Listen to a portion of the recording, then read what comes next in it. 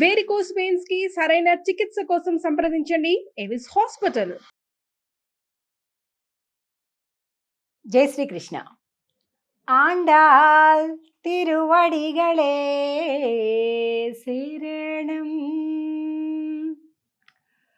ప్రియ భగవద్బంధులారా, ఎన్నో రోజుల నుంచి చూస్తున్నటువంటి దివ్య ధనుర్మాస వ్రతం ప్రారంభం అవ్వబోతుంది.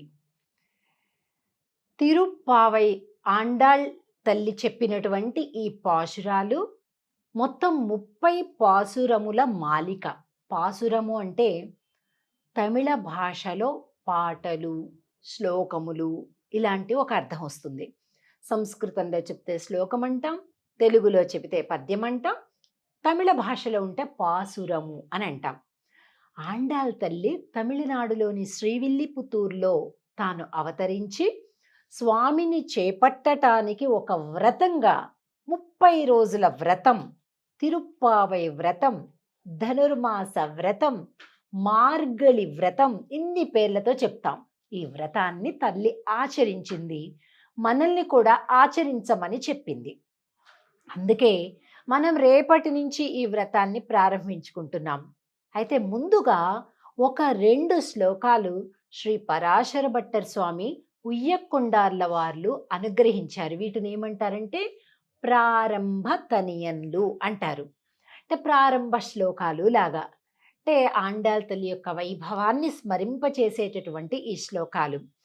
ప్రతిరోజు నిదానంగా ఒక్కొక్క పదం, ఎందుకంటే ఇది మన మాతృభాష కాదు కదా, కానీ కొంతమంది అంటుంటారు, ఏమంటే ఎందుకండి తమిళంలోనే చెప్పాలి, మనది తెలుగు కదా, మనకి ఇది కష్టం కదా, కాబట్టి తెలుగులో చెప్పుకోవచ్చు కదండి అంటుంటారు. కానీ ఎందుకు మనం తమిళంలోనే చెప్పుకుంటాము అంటే, ఆండాళ్ తల్లి ఏ భాషలో, ఏ భావంతో, ఏ పదాన్ని తాను తన నోటి గుండా స్వయంగా పలికిందో మనం కూడా అదే పదాన్ని అదే భాషలో అదే ఒక భావనతోటి పాడాలి అనే ప్రేమకి మనము తమిళ పాశురాలను పాడటం శ్రేయస్కరం అన్నమాట. సరే, నేను నిదానంగా ఒక్కొక్క పదాన్ని చెబుతూ దాని అర్థాన్ని పలికింపచేస్తాను. మన దగ్గర ఉన్నటువంటి బుక్స్ కానీ ఏదైనా లేకపోతే పీడిఎఫ్ ఫైల్ కానీ అలాగ చూసుకుంటూ జాగ్రత్తగా అనుసరించండి. ఇక ప్రారంభ తని శ్లోకం శ్రీ పరాశర భట్టర్ స్వామి వారు అనుగ్రహించినటువంటిది.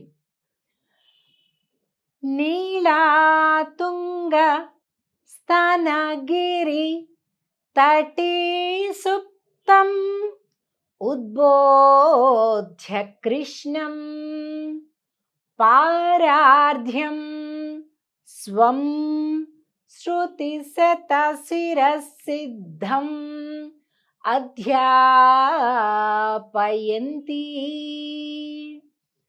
స్వోచ్ఛిష్టాయాం స్రజినిగళితం యా బలాత్కృత్య భుంక్తే గోదాతస్యై నమ ఇదమిదం భూయ ఏవాస్తు భూయః.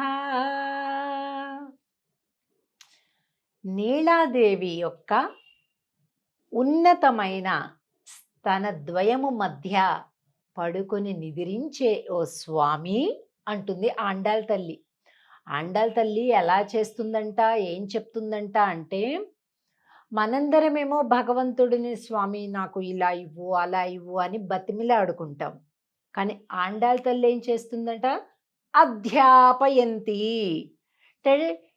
ఏమిటయా అలా ఉంటావేంటి, ఇలా చేస్తావేంటి, ఇలా చేయొచ్చా నువ్వు అని స్వామితో దెబ్బలాడేస్తుంది. ఒక టీచర్ పిల్లవాడిని ఎలా మందలిస్తుందో అలా మందలించేస్తుందట. అది ఆండాళ్ తల్లికి శ్రీకృష్ణుడి పైన ఉండేటటువంటి పట్టు. స్వామి నువ్వు ఈ లోకంలోకి వచ్చింది దేనికి? కాపాడడానికి, అనుగ్రహించటానికి కదా. అలాంటిది వెళ్ళిపోయి ఆ నీలామ్మ తల్లి దగ్గర, ఆ నీలాదేవి దగ్గర. నీలాదేవి అంటే ఎవరు? యశోద యొక్క సోదరుడి కూతురు, అంటే మరదలన్నమాట స్వామికి. ఆవిడంటే భలే ప్రేమనంట కృష్ణుడికి. హాయిగా వెళ్ళిపోయి ఆవిడ దగ్గర పడుకుని, ఏ నిద్రపోవడానికే వచ్చావు ఇక్కడికి, ఈ లోకంలోకి, మమ్మల్ని కాపాడాలి కదా, ఇగో చూడు నీకోసం ఎంతమంది ప్రార్థిస్తున్నారు అని స్వామిని బెదిరించేస్తుందట. స్వం శృతి శత శిర సిద్ధమధ్యాపయంతి, అధ్యాపయంతి. శృతి శిరస్సులలో బోధింపబడేటటువంటి అర్థాన్ని ఇక్కడ బోధించటానికి వచ్చావు కదయ్యా అంటుంది. స్వోచ్ఛిష్టాయాం, ఇంకా ఎలాంటిదట తెలుసా అండాల తల్లి? స్వ ఉచ్ఛిష్టాయాం స్రజిని గళితం యా బలాత్కృత్య భుంక్తే. మామూలుగా భగవంతుడికి ఏది పెట్టాలన్నా కూడా ఆచితూచి శుభ్రం చేసి చక్కటిది పెడతాం కదా. కానీ మరి ఆండాళ్ళు ఎలా పెట్టింది అంటే తాను వేసుకొని తీసినటువంటి పూలమాలలని పెట్టింది. మనం పెట్టుకొని భగవంతుడికి పెడతామండి ఎక్కడైనా? పెట్టం కదా. మన తల్లో పెట్టుకొని మళ్ళీ తీసి స్వామికి వేస్తామా? అసలు వేయం. కానీ ఆండాళ్ళు ఏం చేసింది? తన తల నిండా మెడ నిండా అలంకరించుకొని బాగా అద్దంలో చూసుకొని, ఇలా ఉంది, స్వామికి ఇలా వేస్తే బాగుంటుందా, ఇంకేమైనా చెయ్యాలా అని బాగా చూసుకొని, ఇంకా ఇలా చేస్తే బాగుంటుందని మరికొన్ని మార్పులు చేసి ప్రతిరోజు అలా స్వామికి సమర్పించేదట. దాన్ని ఏమంటాం? ఉచ్ఛిష్టము అని అంటాం. అంటే ఎంగిలి అని అర్థం తెలుగులో, సంస్కృతంలో ఉచ్ఛిష్టము అంటారు. అందుకే చూడండి, ఇప్పుడు భగవంతుడికి నివేదన చేయాలంటే మామూలుగా రుచి చూస్తాం, ఒకసారి టేస్ట్ చూసి బాగుందా లేదా అని, ఇంకొద్దిగా ఇలా వేయాలి, అలా వద్దు, అలా ఎక్కువైంది, ఇలా తక్కువైంది, ఇలా మాట్లాడుకుంటాం, ఇలా అనుకుంటుంటాం కదా. కానీ అదే భగవంతుడికి నివేదన చేయాలంటే రుచి చూస్తామా? చూడం. ఎలా వండామో పరిశుభ్రంగా అలాగే తీసుకెళ్ళి స్వామివారికి నివేదన చేస్తాం. రుచి ఉప్పు ఎక్కువైనా కారం ఎక్కువైనా ఇక మనం చూడడానికి వీల్లేదు నివేదన చేసేటప్పుడు. దానిని ఎంగిలి అని అంటారు. రుచి చూస్తే కొద్దిగా, నేను కడుపు నిండా తినలేదండి అని కూడా అనకూడదు, కొద్దిగా చూస్తే చాలా అది ఎంగిలైపోతుంది. మరి పూలైనా అంతే, నివేదన పదార్థమైనా అంతే, ఏదైనా కూడా.